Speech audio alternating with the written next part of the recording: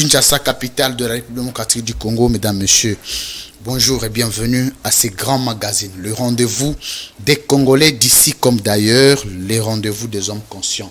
Libre Opinion, oui, votre magazine de ce jour est spécial parce que nous avions reçu d'autres confrères sur ce plateau en version. Il y a une version française, version lingala. Nous allons discuter d'une question aussi importante. Vous le savez, qu'il est dit que tout ce qui finit avec usme est défini comme un courant de pensée philosophique. Et un courant de pensée philosophique doit être décrypté, analysé, expliqué et même démontré. Bonjour et bienvenue à ces grands magazines Libre Opinion. Libre Opinion va débattre d'une question importante, le kabylisme. Oui, le kabylisme, il y a le tshisekédisme, il y a le kabylisme, il y a le mobutisme. Mais pour chaque courant de pensée philosophique, nous avons besoin d'interroger les auteurs, le penseur, ceux qui nous donnent cette matière pour venir expliquer à l'opinion de quoi il s'agit. Ce jour, nous avions reçu pour vous Junior Mpetshi. Il est l'initiateur, coordonnateur national de Kabila Forever. Avec lui, nous allons discuter du kabylisme comme courant de pensée philosophique. Je ne suis pas seul, je suis avec un confrère, d'abord deux confrères pour qui j'ai beaucoup de respect, beaucoup d'estime, qui font un grand travail, un excellent travail pour la RDC. D'abord à ma gauche, Trésor Kalafay, il est du plateau de vérité, qui vient de totaliser une année. Trésor, bon anniversaire dans le magazine Yamounene et RDC, plateau de vérité. Merci d'être venu. Merci Louis-France, merci à vous pour m'avoir associé plutôt à cette émission Libre Opinion, mais aussi plein succès à CML 13 pour ce grand travail. Plateau de vérité à loi est né, puis CML les anango leki donc ezolanda. À ma droite un aîné, un grand frère. Beaucoup de respect à lui, mais à toi, confrère Maramba qui vient. Bonjour et bienvenue Paul Tosoua. Bonjour Louis-France, j'ai dit un grand merci à Nzambo Saligras, qui est là. Pandisango Bazali Belé na Kinshasa, mais on songeait quand même à Paul Tosoua. Et Salina quand même, c'est mon macasse. Et Moté, na Baïnion sur Bozo Talabiso. Je dirais encore que CML 13, les allées chaîne à télévision, et Salémine à bon à 557, bon à l'équilibre maté. Merci. On a la précision détail. Bazumbo, on a qu'est-ce à l'état, PC Bassa la télévision. Moi, je vous dis vraiment un grand merci, courage. Merci. Pour être, Moussala quand même, les autres, moi, Zubo Yango, bon. Au moins, CML 13 ans dans le programme. Merci. La télévision. Merci beaucoup. Il y a Azali, responsable ou directeur général, il y a Wemsa Télévision. Ce sont des responsables de médias. Kabila Forever, Junior Mpetshi, émission Asuka Tosali Moto. Félicitations et belé, tout bengi de partout. Tu as besoin de continuer un tout petit peu. Et le bengi kabylisme. D'abord, on va expliquer aux Congolais.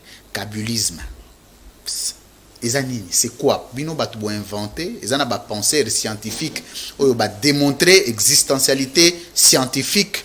Il y a concept wana kabylisme bien ndenge bozana amour ya Kabila bolobia comme un courant de pensée philosophique. Non, merci Louis-France. D'abord, je tiens à vous remercier, surtout que c'est un honneur pour moi d'être en face. Il y a trois grands journalistes. Oyo bazo sala musala bango ya bien et puis bayeba na ndenge ya buzz te na ndenge ya qualité ya musala. Merci. Merci beaucoup. Je vois Trésor Kalafay, Paul Tosoua, Nayomoko, et puis une fois de plus encore sincères félicitations pour la CML 13. Merci. De temps en temps, vous sentez que on a des hypocrites, tous les gars plateau, mais na salle émission, donc on a des membres, des rétis, émission, et merci Nandengo Benga Lissous.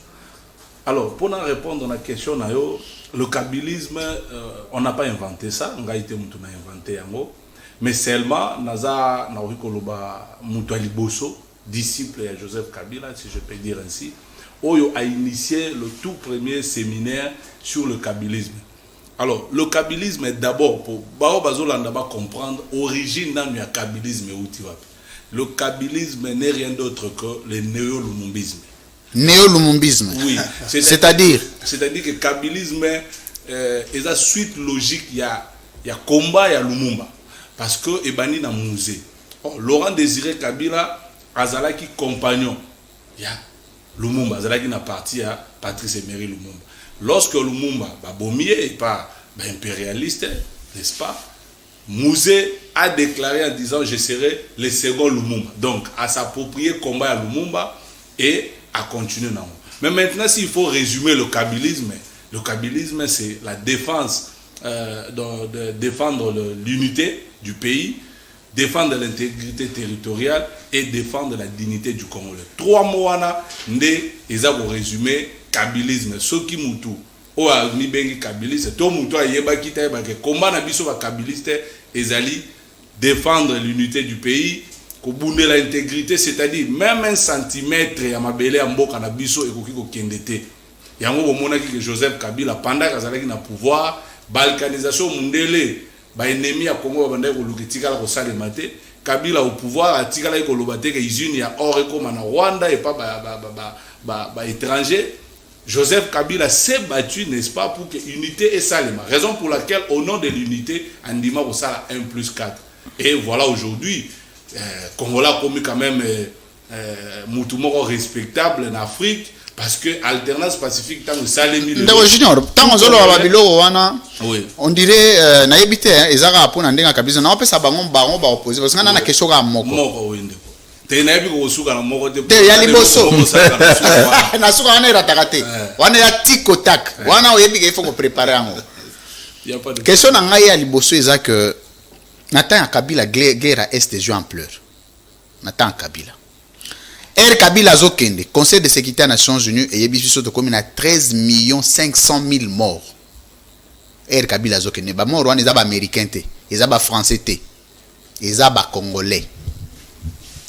Quand on compte nationalisme wana mba liboso oyoka ba contrat oyo Rwanda na RDC ba signa lelo Tshisekedi bazana ko déplorer yango mususu bazoyoka batende nini ko appliquer yango na tango ya Kabila oyo zolo ba nationaliste wana mbala liboso oyoka mboka oyo ezana ba matière première bozali na usine ya ba transformation te.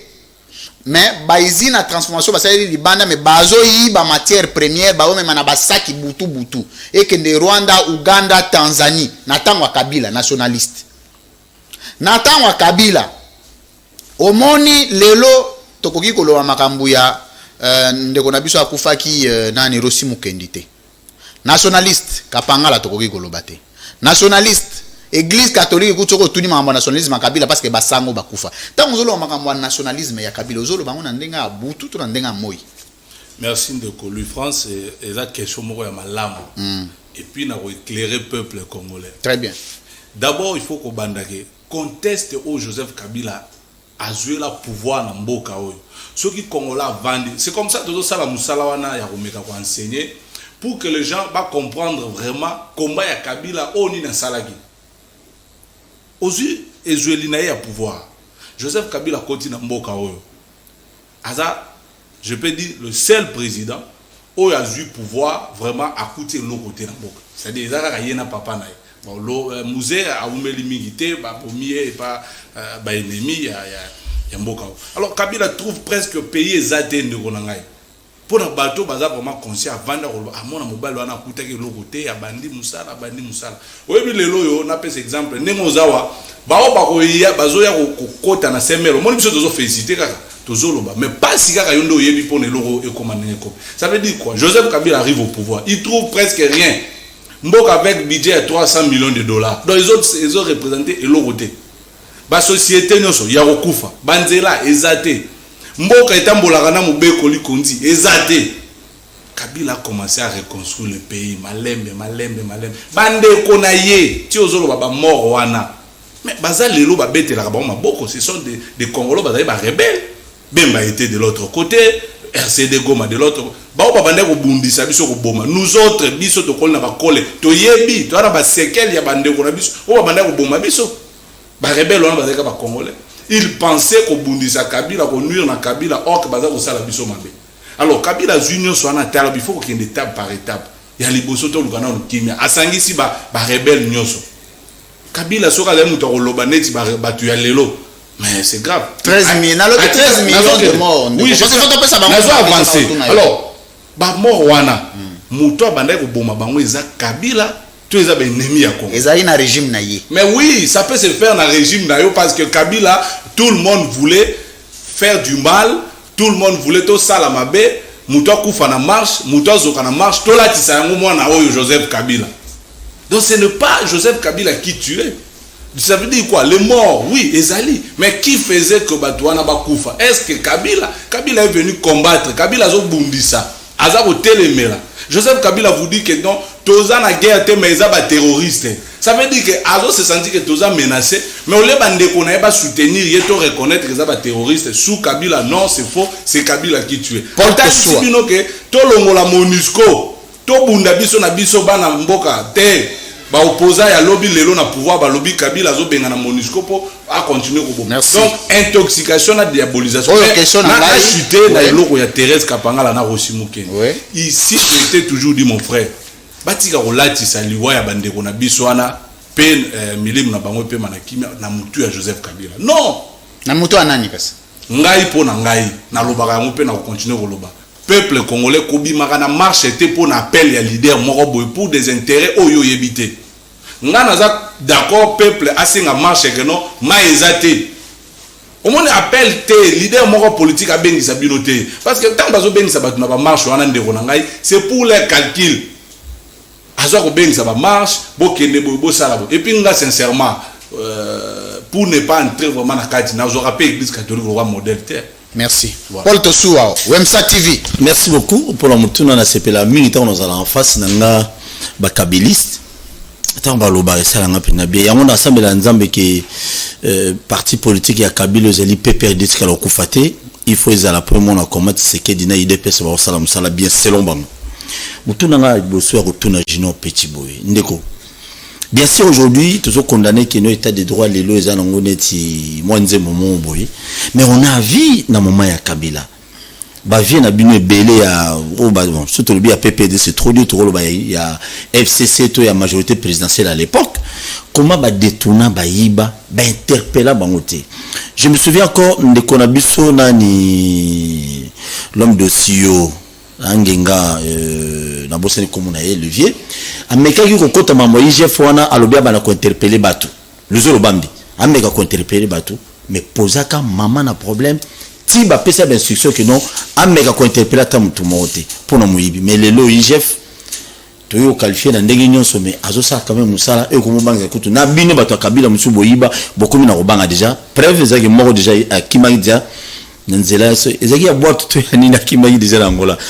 voyez pas que non, moment ya Kabila a même si on a tellement boulou qui a détourné mais en bon, ça te fait bien interpeller mon justice, mais les autres c'est que derrière, à l'objet oui, c'est une bonne chose, il faut tout le monde interpeller, mais bien bon moment d'abord le Liboso na Roloba, régime actuel, président Félix, Batonio sur le pouvoir siko, il faut baser na honnêteté intellectuelle ya Roloba, ceux qui les lots toza boyer toza ko diriger quand même moi bien to kuti ba institution c'est Kabila.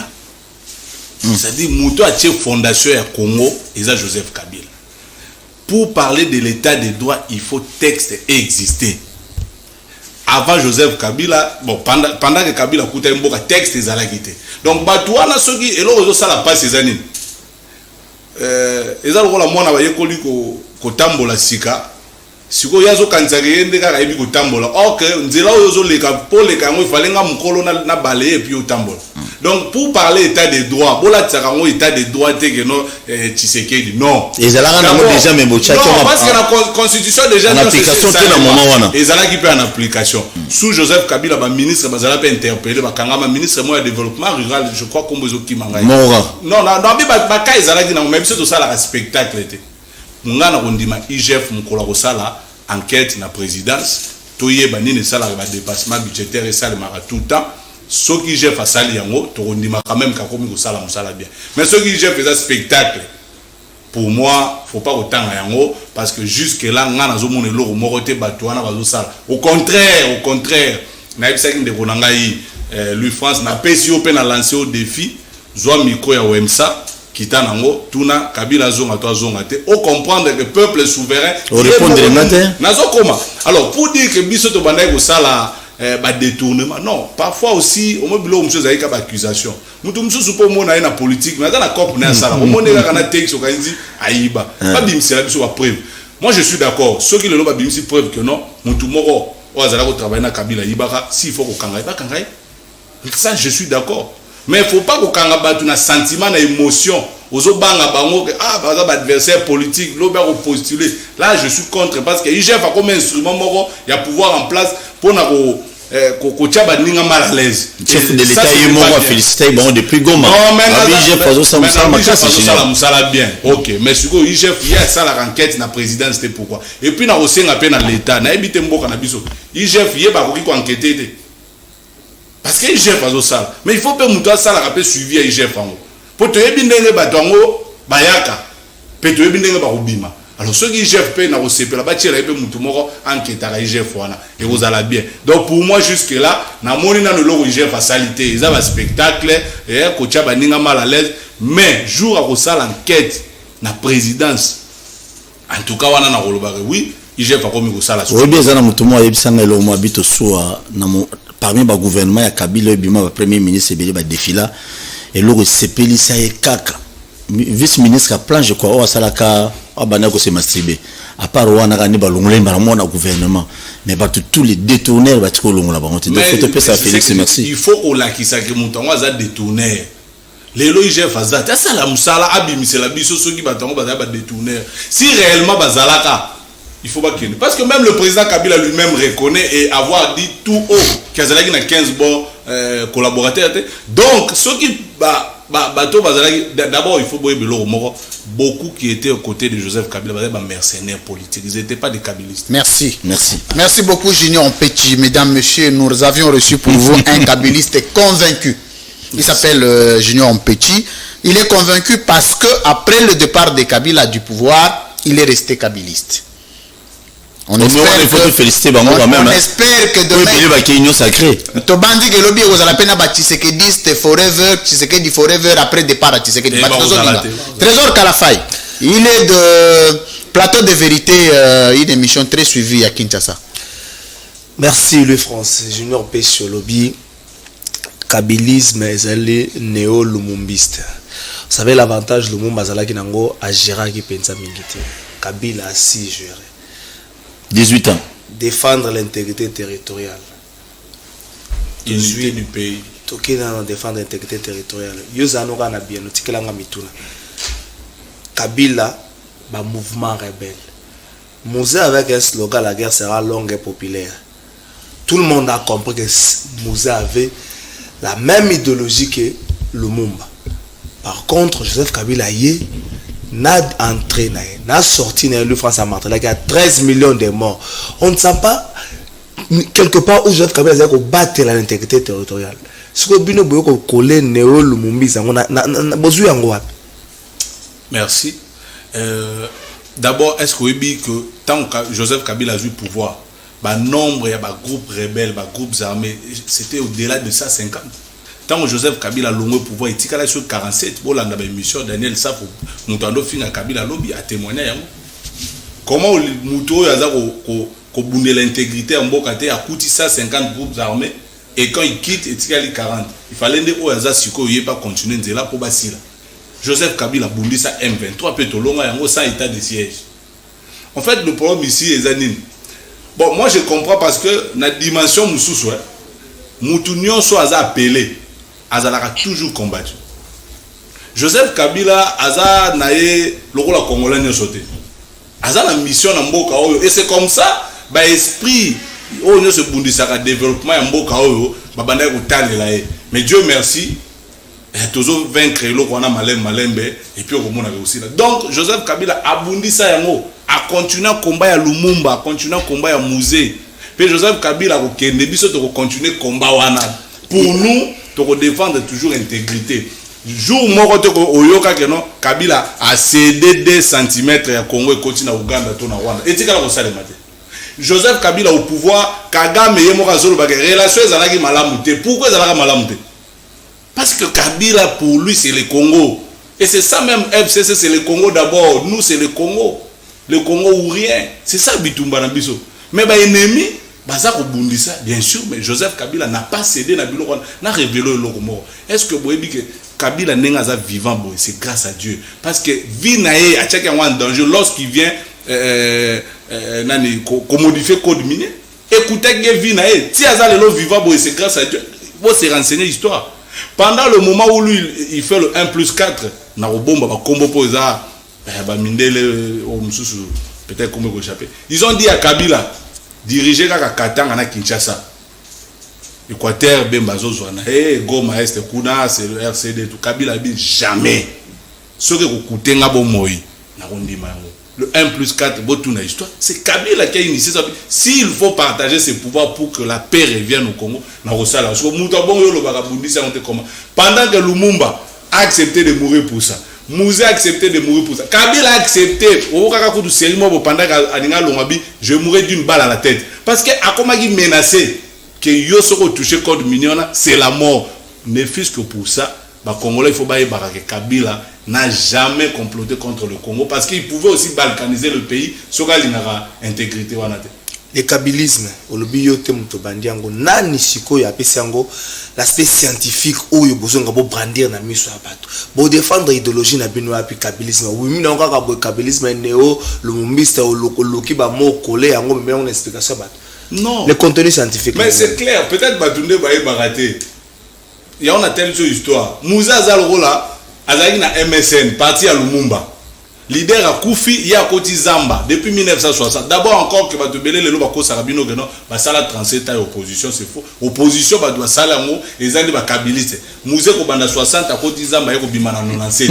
Pour Abengana, ça y est, pour Abengana. Mais c'est quoi, non. Faut.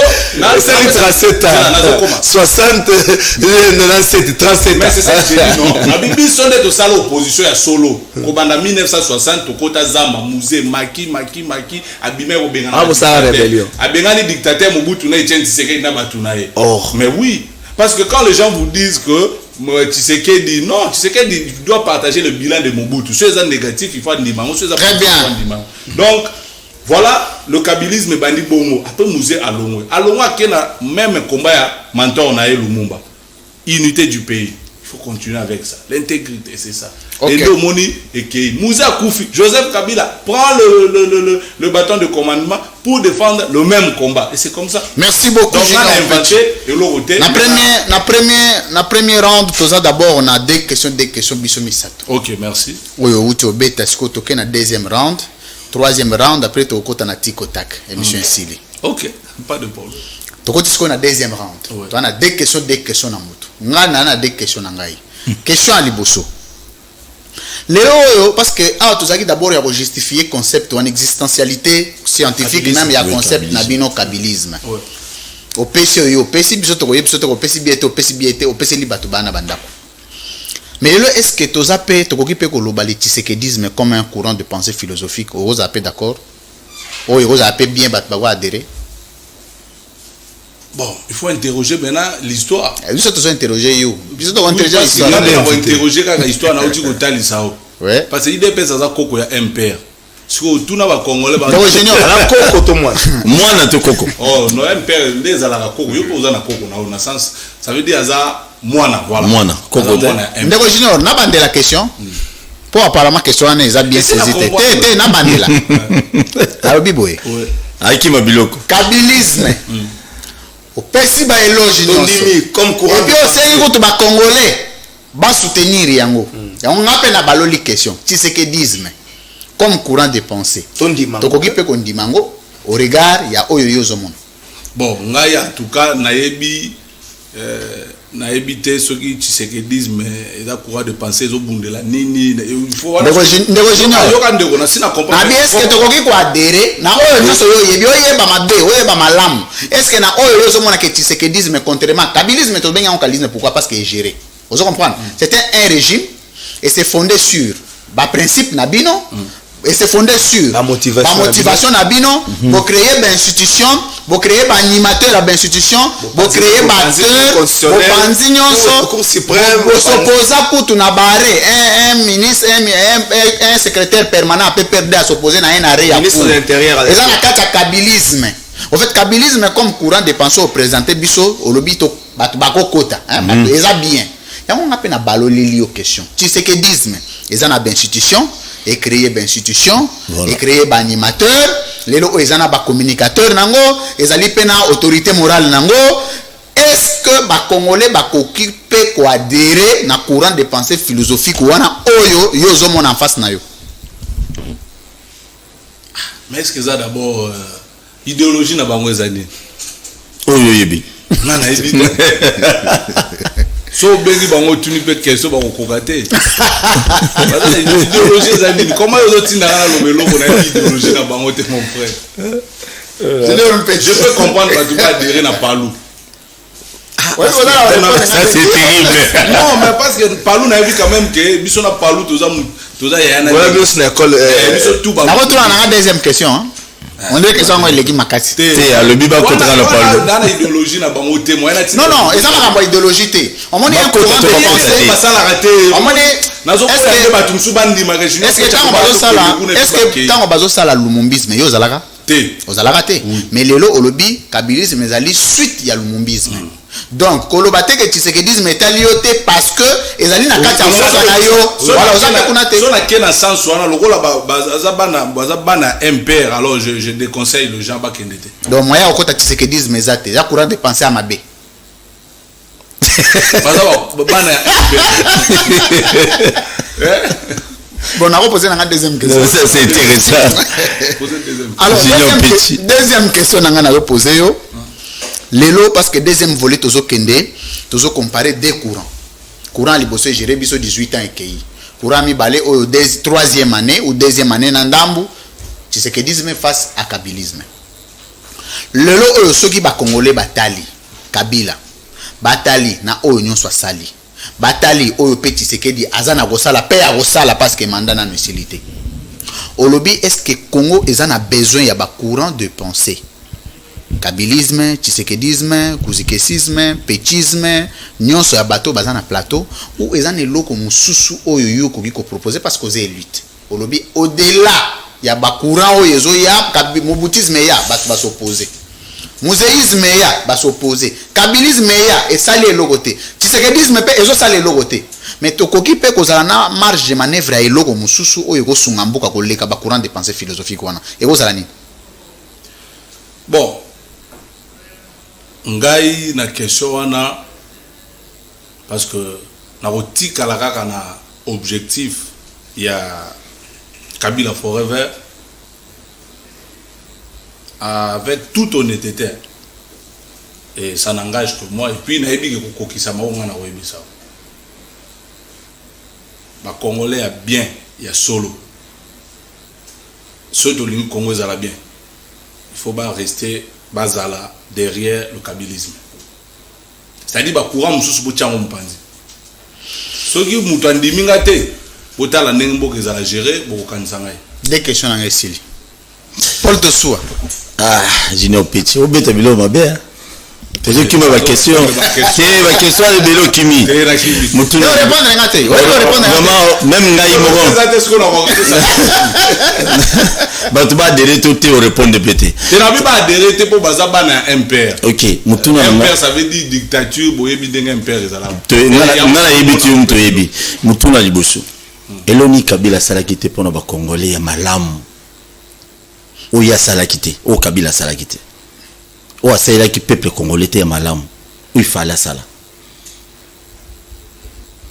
Bon, eza biloko ezali, eza ebele parce que ça ezebele. Oui, eza ebele parce que Moussa Lessi l'a quitté par respect à parole donnée, à robot à troisième mandat, tous allons obligés à respecter la constitution, sinon les Congolais vont bando mata pena métro awa ba makamboze belé fallait salema obo ila biso ba photo lokuta au moins su yo benga photo o tout ningelo ni fallait toke ka c'était bomi na ba pe sous ce ningeza la kaka hein o aye ozo continuer ozo mona parce que c'est comme ça mais awa soko yo lobité na kolanda nzela ya muninga te tala neti lelo en face à parler du peuple au moni nini o bazo tonga wana eza bilembo na biso et aussi là et puis président oaza siko kwa inaugurer donc biloko eza nango il fallait vraiment aussi ça et pas nanga kuna na Sankuru j'aurais aimé na mona banzela pene ko taper macadam la vision en ezali et c'est comme ça même tozo bunda poto zonga parce que nous on doit terminer notre chantier parce que Congo ezana no chantier de construction ici là.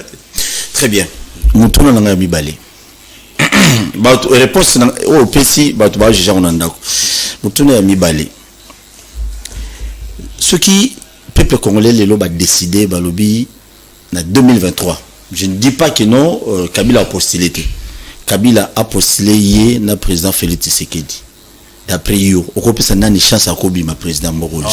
Réponse est simple. Joseph Kabila beta papa Félix Tshisekedi tient Tshisekedi KO. Abeta Jean-Pierre Bemba KO. Siko, le choix est clair. Kabila candidat dans ce pays, il n'y a pas un acteur politique pour gagner. Joseph Kabila. Pardon? Joseph Kabila candidat politicien pour gagner. C'est le seul politicien peuple landarae sans qu'il y ait le bon la poche, sans qu'il y ait annoncé. Merci. Deux questions, il y a Paul Tossou ici. Trésor Kalafay. Junior Péché, est-ce que vous dites que kabilisme, n'a définir en gros, boloko zobo ya tshisekedisme, passer biso. Il faut pas payer sa définition là, bon tout ça là. Siko soroke, tiens Tshisekedi, Joseph Kabila. Ou encore M. Laurent Désiré Kabila, bango sommes des socialistes, ban école social-démocratie. Si vous bino, l'élément il y a beaucoup kabouani, c'est dans votre manière de gérer. Nenge Joseph Kabila géré, que nenge Félix Tshisekedi a géré, ou encore bino botsa ngo na moto juste là pour muninga zali fois longa biso peto va na kitwa. D'abord biso kutu tozo pesa leçon à démocratie parce qu'avant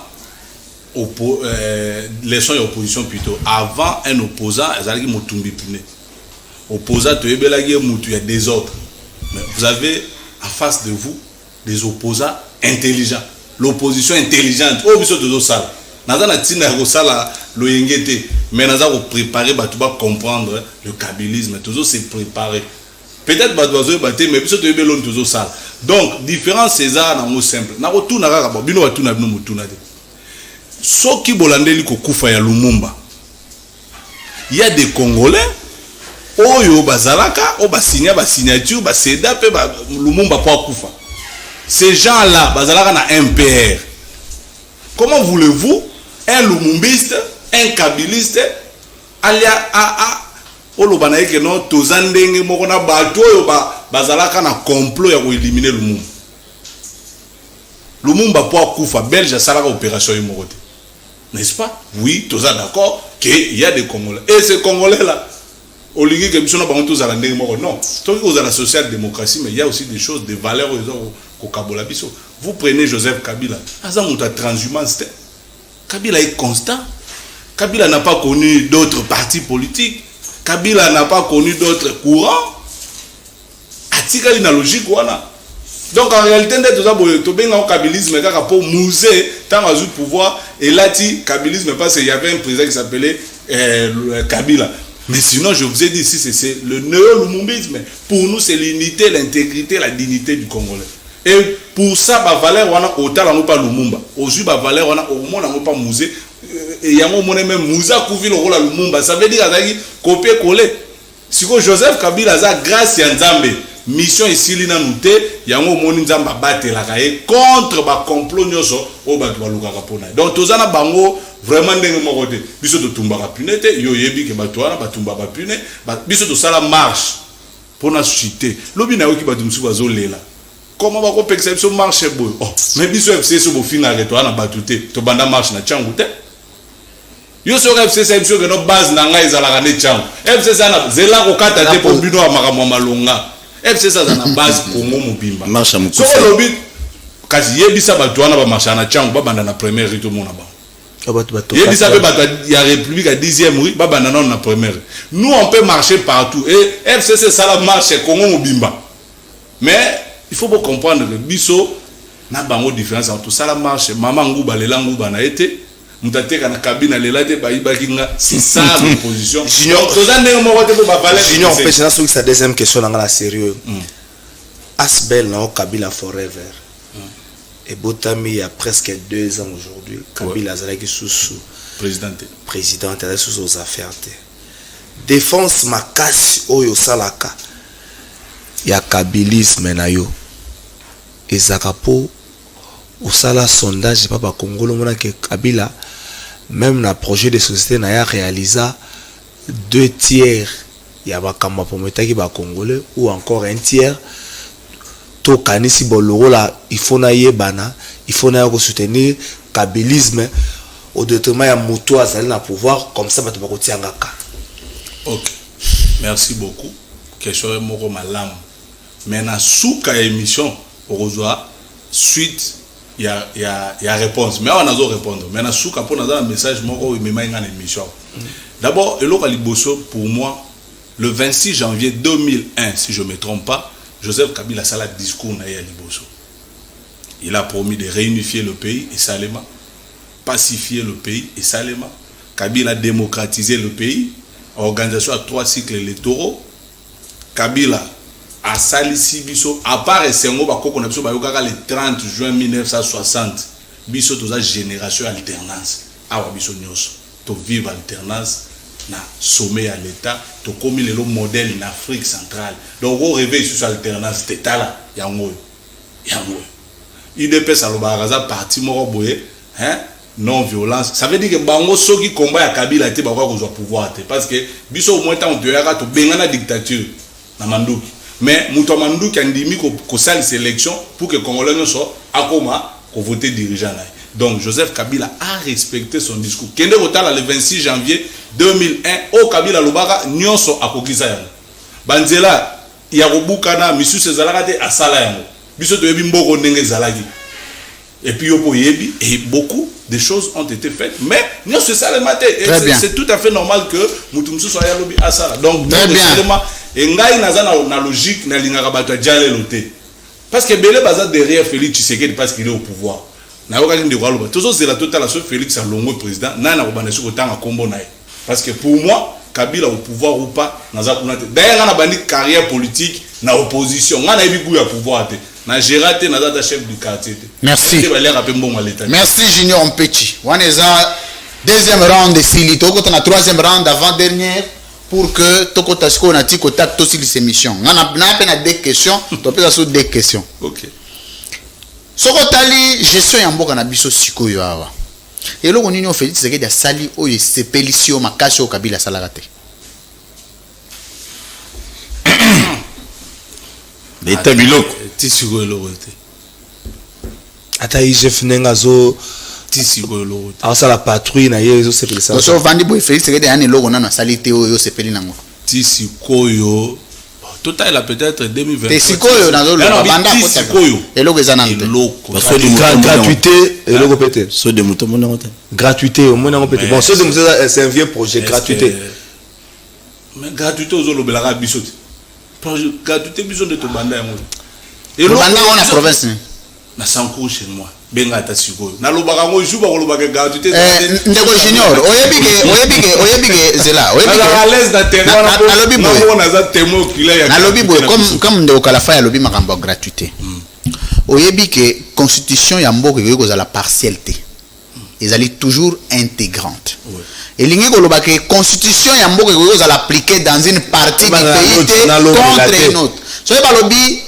balobi consécration ya gratuité de l'enseignement ezaka na lojate enseignement ezana bandundu ezana nani na Ruchuru ezana Nord Kivu ezana na Noruba eza partout de ce que lobi déjà Kabila salisaka gratuité ya enseignement kaka na province moko eza déjà ko violer constitution donc Kabila pe ba ko landela pour na violation de constitution wana ezana ngo problème te.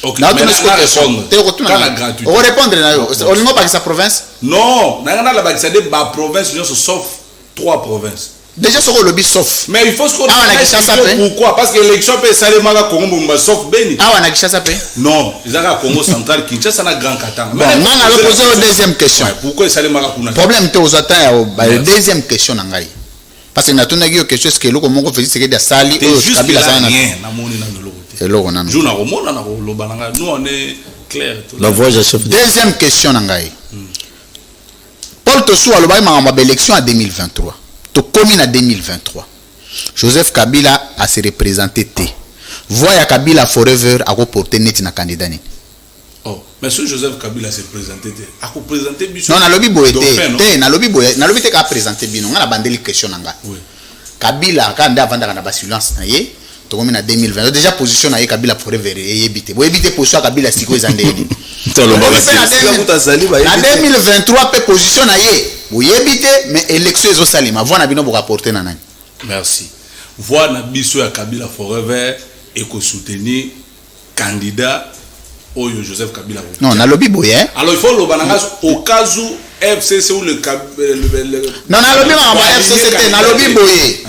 Bo aligner candidat te Kabila ye moko parce que bino bosa bo landela Kabila bosa na FCC te bota la Kabila. Oui. So Kabila a présenté bino candidat te a lobby pe loko te na mamba élection mais élection salemi candidat ba ye na FCC et belé par exemple 3 na union sacré pe ba ye 3 na Lamuka ba ye 3 na nini tout ba ye 3 ce que voix na bino soki bolingi bo porter parmi ba candidat ekozala na soit kanini soit yo soki te Kabila Forever bokoki pe ko pona bolobi biso en dehors Kabila to soutenir candidat tel ça peut être qui. Bon maintenant autour qui parce que ba kombo ezala kité yango na bon yo problème en dehors Kabila na tina bino boko soutenir nani yo pona na ko soutenir Kabila ate so Kabila zata ta palu IDPS ba cheba tuna bon. Ah, sans que FCC tinda candidat. Non, na bandela. So que FCC tinda au soutenir candidat FCC. Question na ngai eza boye. Oli ngo échapper na question na yebi yo comme d'habitude. To comme en 2023. Oui. Kabila a présenté candidat T. Ba candidat na FCC ba ye 5 par exemple. Na ba famille politique musupe ba ye 5. Bino muto e bozo mona ke ande ora Kabila biso ko soutenir muto tel e kozala nani. OK.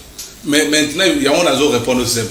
FCC qui a aligné candidat T5 Joseph Kabila Loba. Donc, ce que FCC a tué candidat, c'est que ça candidat Joseph Kabila. T baye 5. Kabila tinda 5 T. Kabila départagé bangoté. Ba tu ba misi ba tu l'as dit. Ouais, ba comprendre na ba comprendre des questions, pour se comprendre mozo linga o qui ça va. Yo ga expliquer le mot, ils allons souci. À part Kabila, bino boko soutenir nani? À part Kabila, en dehors de Kabila, boko soutenir la personne de Kabila. Comme individu Kabila, boko soutenir Mama Waro, boko soutenir voilà ce que comprendre bon na. Ozo pese ba réponse. On va pas ça les abouer hein. Biso kuna eza Kabila mutako décider que candidat eza mutu tel. Ce ka zate Joseph Kabila on n'a pas un candidat à la présidentielle. Biso to vandigné. Mais pour ça on a droit de voter non? On a voter ba député. Bon il faut voter ka mutu profil. La présidence on voter té.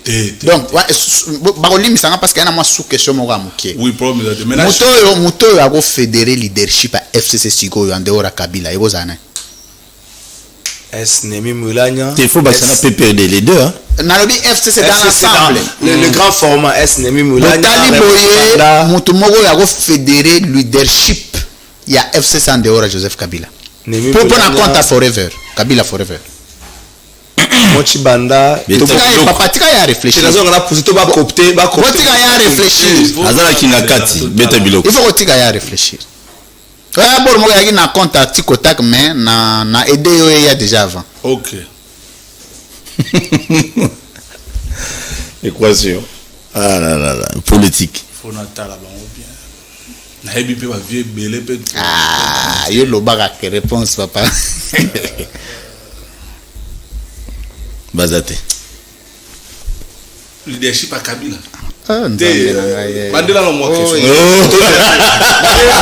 Comment répondre à ça? Genre qui en dehors il y a Joseph Kabila, Kabange na FCC. Leadership à FCC. Et que yo muto yo Kabila Forever a Monique biso. Tokoki comme maintenir en dehors ça dit que so ina lobi Kabila na mon lobi Mama Olive. Hein, to longo libango parce que qui dit Kabila qui dit Mama Olive. Ah, na comprendre question. Mais c'est quoi muto a fédérer leadership il y a FCC Oyo Kabila Forever boko soutenir. Non, Nemi Moulania, professeur, il peut mieux faire. Paul Tossoua. Kabila Forever. La fois passée. Je suis à 15 minutes dans moi. Il est bien, Nemi Botiba Ine Binemi, très bien. Mutuna Tikala tout le Mutuna Nangaya. Ouais, Nemi Babia Noma ba député semblerait. Il y a un bateau balinga kaite. Dis-nous un peu. Lelo Kabila Forever. Na Kinshasa ndeko nanga Kalafa ya Tunyo Mutuna Mama Kabila Forever ndeko nanga Louis France. Lelo Oyo. Si par exemple au Kei Lelo na Goma. Tokuta bureau ya Kabila Forever. Ah, merci beaucoup. Sincèrement, on est simple, hein? Oui, parce que nous avons toujours un bureau officiel dans la province. Jusque-là, nous avons un bureau à Kinshasa. Et je crois que bientôt, nous allons reçu un bureau. Nous avons un bureau dans la province. Goma est déjà parmi la province. Grand Katanga, Équateur, Congo central, Kwilu, puis donc Grand Bandundu. Tout ça déjà dans le projet. D'ailleurs, c'est pour ça même que nous avons Landa Bisso. Parce que tout ça débordé dans la demande d'adhésion. Même à Kokina de Rotambola vraiment partout les hommes qui n'ont tête. Tout site internet. Il y a aspect Kabila Forever. Donc à partir il y a semaine prochaine, donc tout même à partir de samedi à lobby le 2 octobre, sur le petit www.kabilaforever.org au côté au salle adhésion.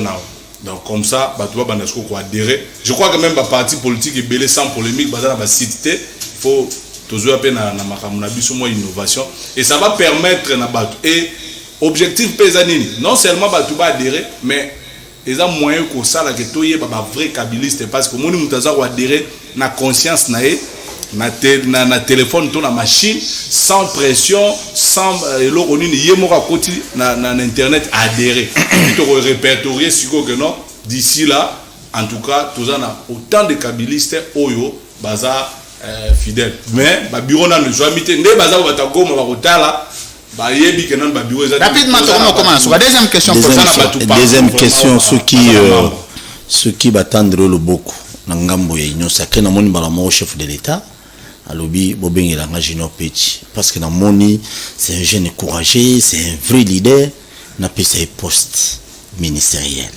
okokende to kokende te non mais ba benga kanga déjà abenga kangai te suko ngala tumio la prémission babengi yo deto tout kaka ndenge na boya kande pe na continuer ko boya c'est clair ceux qui n'anga na travailler na ngambo wana na na zoaka ka mwa maele na ngayo na sali fachi forever na na sala ngo bien jale lo lokola batunyos moi je suis dans les valeurs na ko katsa kuna pona lobela nini bao baza kuna je pense que ba sala na ba servir mboka ngai batika ngana sima Joseph Kabila na besoin poste te a besoin de poster. Même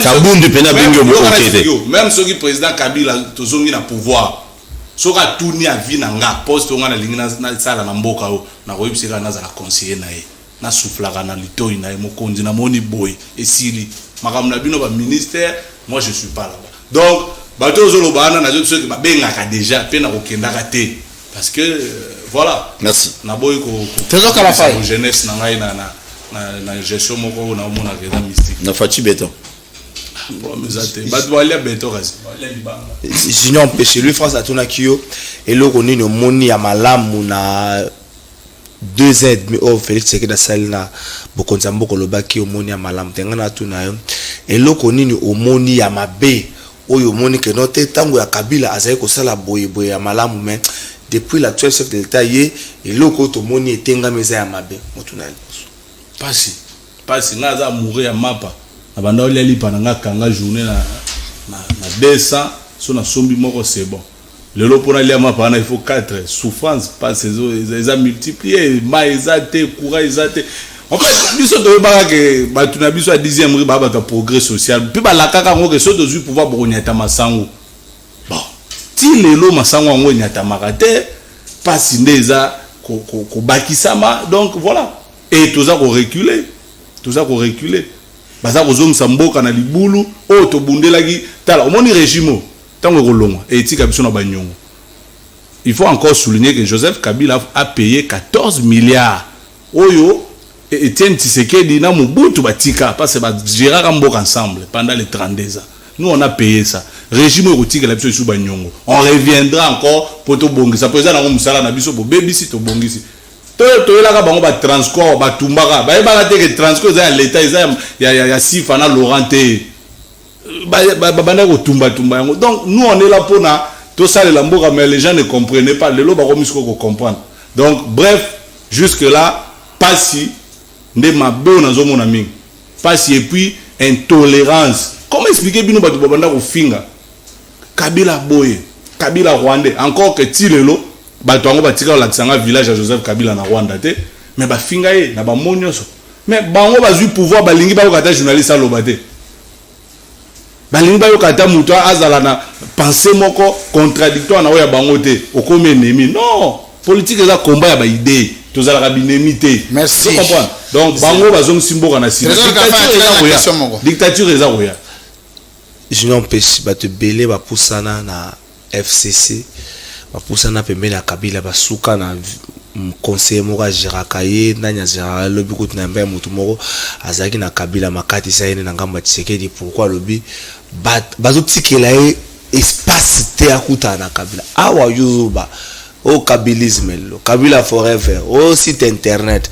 Est-ce que aussi ozwa ta ya ko échanger na Kabila pour lobi ko lobate ke o mova mutale ko bloquer ngai mina kwa bola ngana kuta na Kabila ngaba benga ngaka suki na kingati bazokona bazolongola ba tomate nde ba benga juro ba benga po basa kabola mbongo ngana sala kati kuta na Kabila ndeko oyebi eloko eza bien na ngai biso nyonso ande tokenda église dimanche mutazala na tango ya Yesu azate tokutaka ka Paul akomeli biso totangi. Je n'ai pas besoin seulement de voir Joseph Kabila pour créer une asbel. Ngana zolobela bilembo. Moi je suis avec Kabila en esprit. Bilembo na eza. Je suis fier parce que nazomo Kabila nda sala que dans voter. Ngana ndo sala vote liboso ngana papa abotingai. Ozo comprendre?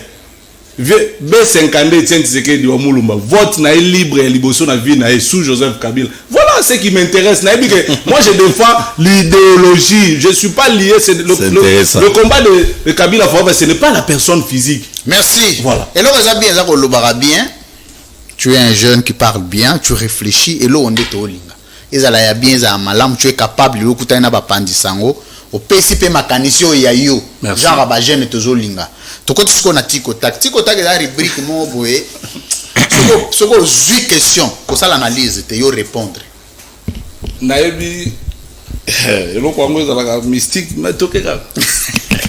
Pour mémoire. Et bande wala ngabe soki ba kozala na question moko ya tikotak ba beti ozongisi.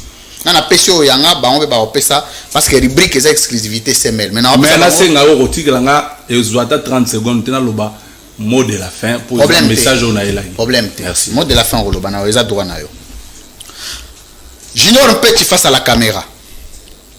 Ce qui tokomi na 2023. Joseph Kabila derrière Félix Tshisekedi pour le soutien na candidature na ye. Forever Kabila forever au soutenir Joseph Tshisekedi? Oui. Très bien. Deuxième question. Est-ce que vrai ou faux il y a solo to ya lukuta des jumeaux à Kabila na Jeannette babotama un espace il y a 1 mois moko na manono moko na manono moko na ewabora na oki question bien te bandela na lobi boye Jeannette Kabila abotama na manono Joseph Kabila na ewabora na espace il y a 1 mois. Vrai ou faux? Baza ba jumeau na lobi boye baza ba jumeau babotama na espace il y a 1 mois moko na ewabora moko na manono. Et on a bandeli vrai Joseph Kabila na Jeannette baza ba jumeau. Nekar il y a 1 mois. Yeso abotama na 23 comme ça. Yeso. To lobi boye kasi nazo répondre malembe ko junior ah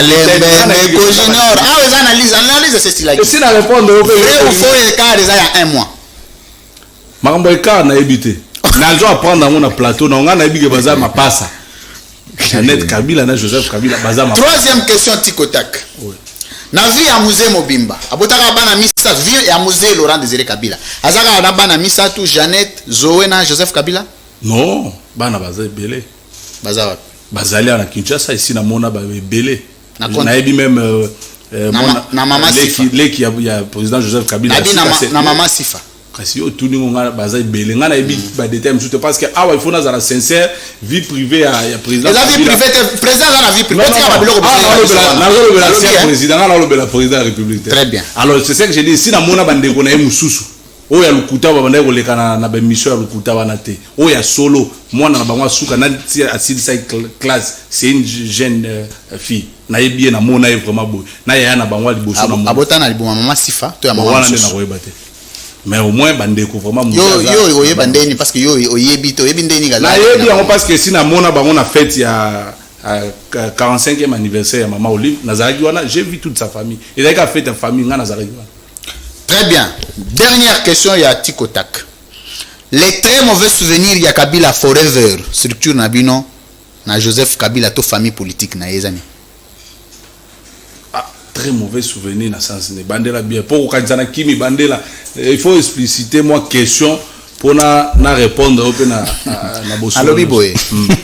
Mauvais souvenir oyo lingomba na yo kokamba Kabila forever ko garder na Joseph Kabila na famille politique na ye ezane. Non, envers Joseph Kabila na famille politique na ye. T'es mauvais souvenir ezate. Mauvais souvenir ezate. Très bien. Paul Tosua, question moko ya Tikotak. Question moko ya Tikotak. One explication zati. Entre président Félix Tshisekedi, le président actuel, na Joseph Kabila Kabange, ouazali autorité morale na ye. Entre les deux, na nazali polygame.